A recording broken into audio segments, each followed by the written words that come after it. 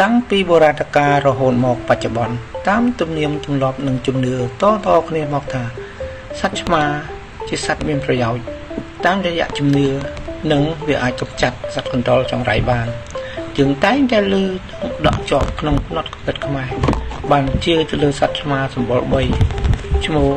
ថាវានឹងអាចនាំមកនូវភាពចម្រុងចម្រើនដល់ម្ចាស់ចិញ្ចឹមវាឯឆ្មាញីវិញពេលវាកើតកូនមកវាទុកសក់ឬកូនក្រឲ្យនោះអាចទទួលបាននៅភាពត្រជាក់ត្រជុំនិងសេចក្តីសុខក្នុងក្រុមគ្រួសារផងដែររហូតដល់ពាក្យចាស់មួយពោលថាដូចបានកុយពុកសុខឆ្មាអញ្ចឹងព្រោះជារបស់កម្រកុយនោះសំដៅទៅលើកុយរមាស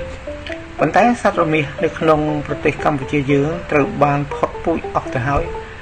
ក្រោយពីគេបានបាញ់រមាសញីមួយស្លាប់នៅក្នុងព្រៃតំបន់ស្រុកមេមត់នាដើមទសវត្សរ៍ទី50នោះសត្វឆ្មាបើយោងតាមឯកសារប្រជុំរឿងព្រេងខ្មែរបាននិទានថាសត្វឆ្មាបានកាត់ឡើងដោយសារធាតុលោហិតរដូវរបស់ស្រីក្រមុំជាចៅលោកតាព្រះមនីអសីម្នាក់ដូចនេះបានខ្លួនរបស់វាមានសភាពទន់ភ្លន់ហើយរហ័សរហួនពួកវាត្រូវការភាពថ្នាក់ថ្នមពីមនុស្សហើយវាក៏ចូលចិត្តដេកក្បែរមនុស្សផងដែរដើមឡើយក្នុងជំនឿនិងទំនៀមទម្លាប់របស់ខ្មែរយើងនៅពេលធ្វើពិធីឡើងផ្ទះក្រោយពីបានសាងសង់រួចគេធ្វើពិធីដង្ហែមានអាចារ្យចាស់ទុំមនុស្សប្រុសស្រីនិងម្ចាស់ផ្ទះពួកគេបានឲ្យស្រីក្រមុំម្នាក់អោប3ឆ្មាបើសិនបើមានឆ្មាសម្បុរ3នោះទៀតវារឹតតែល្អប្រសើរដើរប្រតិសិន3ជុំបរិវេណក្រុមផ្ទះទើបម្ចាស់ផ្ទះឡើងទៅលើបាននិងធ្វើពិធីជប់លៀងជាដើមឡាក់រឿងកូនឆ្មាអនាថានេះគឺជារឿងពិតរបស់កូនប្រុសខ្ញុំហើយខ្ញុំបាននិពន្ធសរសេរឡើងនៅឆ្នាំ2013និងបានបោះពុម្ពផ្សព្វផ្សាយចេញនៅឆ្នាំ2014ដោយ Reading Book សូមបងប្អូនកុមារនិងពុកម៉ែបងប្អូនមេត្តាស្ដាប់អមដោយរូបភាពដូចតទៅ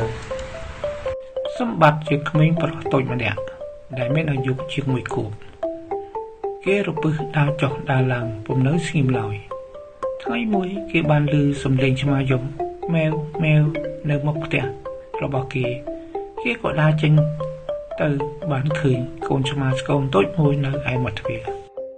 សម្បត្តិហៅកូនឆ្មាថាអូនតូចម៉ែវម៉ែវ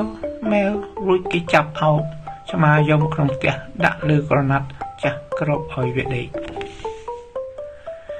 ម្ដាយសម្បត្តិឃើញដូច្នេះនិយាយទៅកាន់ប្តីថាយើងមិនត្រូវឲ្យកូនឆ្មានៅជាមួយកូនយើងទេវាក៏ក្រិចណាស់វាអាចចម្លងមេរោគដល់កូនយើងពេលកូនដេកលក់ខ្ញុំនឹងយកឆ្មានេះទៅលែងចោលហើយប្តីក៏ឆ្លើយថាស្រេចតែម៉ែវាឯងចុះនៅពេលសម្បត្តិភ្ញាក់ពីគេងម្ដាយបានយកបាយមកបញ្ចុកតែគេបានកាន់បាយមួយដុំយកទៅឲ្យកូនឆ្មាដែលនៅកន្លែងដែលគេដាក់ឆ្មាឲ្យដេកតែគេរកឆ្មានោះមិនឃើញឡើយគេបានយំរំអុកយ៉ាងខ្លាំងព្រោះបាត់កូនឆ្មារបស់គេសម្បត្តិស្រែកយំម៉ាក់ម៉ែវម៉ែវអូនទៅណាម៉ែវអូនទៅណាកូនឆ្មាណាថាវាបានត្រឡប់មកវិញវាយំម៉ែវច្រាស់ច្រារត់ច្រកចូលមកក្នុងផ្ទះវិញរួចក៏បានឃើញចន្លោះបង្អួចហើយបន្តិចវាក៏លោតចូលទៅក្នុងផ្ទះព្រឹកឡើងសម្បត្តិងើបពីគេងក៏មានអារម្មណ៍រសើបចុងជើងរបស់គេពេលគេទាញភួយចេញទើបដឹងថាកូនឆ្មារបស់គេមកនៅជាមួយគេវិញហើយគេត្រេកអរណាស់ទើបទាញឆ្មាមកកាន់ហើយនិយាយថាម៉ែវអូនមកវិញហើយម្ដាយឪពុកសម្បត្តិជុំក្នុងគ្នាម្ដងទៀតថាហេតុអ្វីបានជាឆ្មានេះចូលមកបានប្តីឆ្លើយយកមិញខ្ញុំភ្លេចដាក់កលឹះបង្អួចណាស់ហើយឲ្យវានៅជាមួយកូនយើងសិនចុះឲ្យវានៅតែមួយយប់ពីរសិនទេចាំយើងរកវិធីចាប់វាយកទៅបោះចោលម្ដងទៀតហើយថ្ងៃឬយប់ត្រូវបិទទ្វារបង្អួចឲ្យជាប់កុំឲ្យកូនឆ្មានេះចូលមកពេញទៀតបានយប់បន្ទាប់មកកូនឆ្មានោះយំម៉ែវពេញមុខផ្ទះព្រោះត្រូវម្ដាយសម្បត្តិចាប់វាយកទៅបោះចោលម្ដងទៀតនៅពេលសម្បត្តិគេងលក់ ទោះជាវាត្រូវទឹកភ្លៀងយ៉ាងណាក៏វានៅតែយំមកផ្ទះហើយចាំកុមារសម្បត្តិនៅមាត់ទ្វាររហូតដល់ភ្លឺវាដេកហាភ្លៀងទាំងខ្លួនទៅទឹករងាញ័រញាក់ស្អែកឡើងជាដូនរបស់កុមារសម្បត្តិបានមកលើចៅឪពុកម្ដាយសម្បត្តិប្រញាប់បើកទ្វារទទួលរាក់ទាក់ម្ដាយឆ្លៀតឱកាសនោះកូនឆ្មាបានចូលទៅតាមគាត់វាត្រដោះជើងគាត់ធ្វើឲ្យគាត់អាណិតលើកវាមកកាន់រួចនិយាយថាអីកូនឆ្មានេះសម្បល់3ល្អណាស់ពេលនោះសម្បត្តិទៅតែភ្ញាក់ពីដេកគេក៏បានដឹកខ្លួនហើយក៏ចង្អុលទៅកូនឆ្មានោះថានោះម៉ែវអូនក្រោយពីសំណេះសំណាលគ្នារួចជាដូនសម្បត្តិបានយកឆ្មាទៅលាងខ្លួននឹងសាប៊ូរួចជូតរោមឲ្យស្ងួតទើបរកសាច់ត្រីឲ្យវាស៊ីហើយពោលថាចាំវាទៅគ្រាន់បានលេងជាមួយនឹងចៅហើយវាអាចខំសัตว์កណ្ដុរបានទៀតផងសត្វឆ្មារត់ចូលមកនៅដូច្នេះជួនកាលវាអាចនាំលៀបដល់ពួកយើង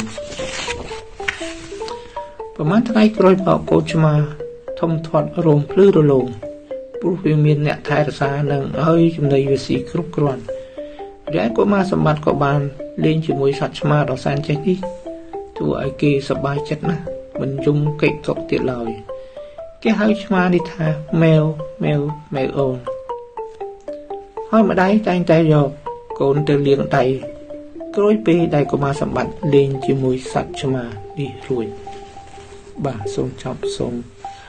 ថ្លែងអរគុណដល់ចិត្តចៅដែលបានតាមដានទស្សនានិងស្ដាប់តាំងពីដើមរហូតដល់ចប់សូមមេត្តាជួយ like និង share ផងអរគុណ